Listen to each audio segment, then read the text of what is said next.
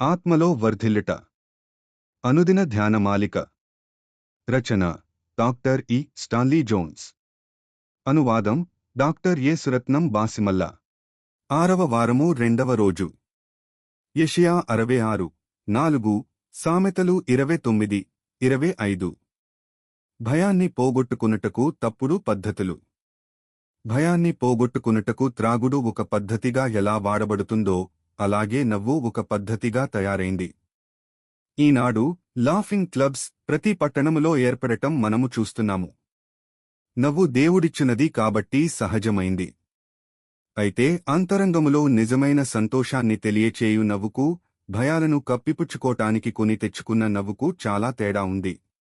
ఒక వ్యక్తి తన భయాలను కప్పిపుచ్చుకోటానికి లాఫింగ్ క్లబ్లో సభ్యుడై అందరితో పాటు నవ్వుతాడుగాని అసలు తనలోని భయాలకు పరిష్కార మార్గం ఆలోచింపడు. తాను నవ్వే నవ్వు నిజమైన నవ్వు కాదు. అది గ్రుడ్డి నవ్వు. ఇంకొందరు సంతోషంగా ఉండటమే భయాన్ని పోగొట్టుకోటానికి మార్గమని ఎంచి బహువిధములైన కామక్రీడల వైపు తిరుగుతారు. ఇది త్రాగుడు మాదిరిగానే ఒక వ్యసనంగా ఉండి తనలోని భయాలను కొంతకాలము మరచిపోయేటట్లు చేస్తుంది. కాని ఇది భయాన్ని అక్కడే ఉంచుతూ చేస్తున్న పాపానికి దోషారోపణ తోడు చేస్తూ భయాన్ని ఇంకా ఎక్కువ చేస్తుంది. ఎక్కువగా తినుట ద్వారా తమలోని భయాన్ని పోగొట్టుకునుటకు కొందరు ప్రయత్నిస్తారు.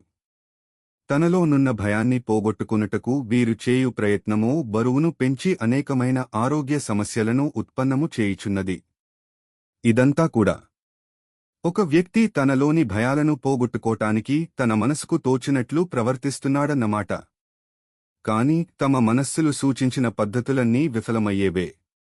భయాన్ని పోగొట్టుకునే పద్ధతి భయంతో ముఖాముఖిగా పోరాడుట. ఆందోళనను ఎదుర్కొనుట చీకటిలో వెదుకులాట లాంటిది అని ఒక వ్యక్తి పలికాడు. నిజంగా మనము భయాన్ని ఎదుర్కోవాల్సిన పరిస్థితుంది. అయితే అది మంచి విశ్వాసముతో ఎదుర్కొనవలసి ఉంది. మనము మనకంటే శక్తివంతుడైన యేసు మీద విశ్వాసముతో భయాలను ఎదుర్కొనవలసి ఉన్నాము. మనలో దేవుడుంటే భయానికి మనలో స్థానముండదు.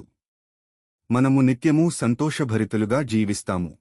ఈ భాగము డాక్టర్ ఇ. స్టాన్లీ జోన్స్ రచించిన అనుదిన ధ్యానమాలిక ఆత్మలో వర్ధిల్లుట నుండి సేకరించబడినది. దీనిని మీకు వివరించిన వారు ఎల్. సెలా బుక్స్.